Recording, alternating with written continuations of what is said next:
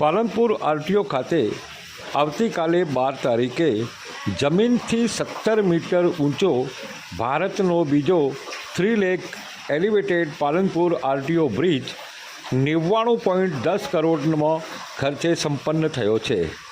3600 metric ton લોખંડ અને 16,000 metric ton સિમેન્ટનો વપરાશ થયો છે.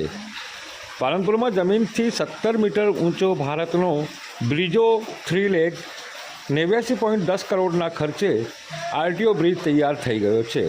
12મીએ ભાદરવી પૂનમના મેળાની શરૂ થવાની સાથે જ બ્રિજનું પણ લોકાર્પણ કરી દેવામાં આવશે. પાલનપુરની જીપી ચૌધરી કન્સ્ટ્રક્શન કંપનીએ બ્રિજ બનાવ્યો છે. ગુજરાતનું પ્રથમ અને પિલ્લર અને 3 લેગ એલિવેટેડ ઓવરબ્રિજ કોસ ગટર કામગીરી દરમિયાન 11 મહિના પૂર્વે એજન્સીના હેવી ગટર તૂટી જતાં 2 યુવકોના રિક્ષા નીચે દબાવતા મોત પણ થયા હતા. અંતે કામ પૂર્ણ થયું છે. આખા ભારતમાં પ્રથમ આવો 3 લેગ એલિવેટેડ બ્રિજ ચેન્નાઈમાં બન્યો છે, જ્યારે બીજો બ્રિજ પાલનપુરમાં બન્યો છે.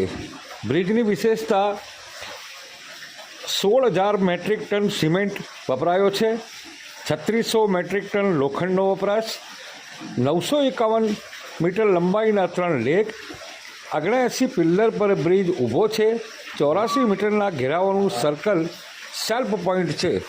આ વિશેષતાઓ સાથે આવતીકાલે 12 તારીખે આ બ્રિજનું લોકાર્પણ કરવામાં આવશે. Voice of India news channel Palanpur.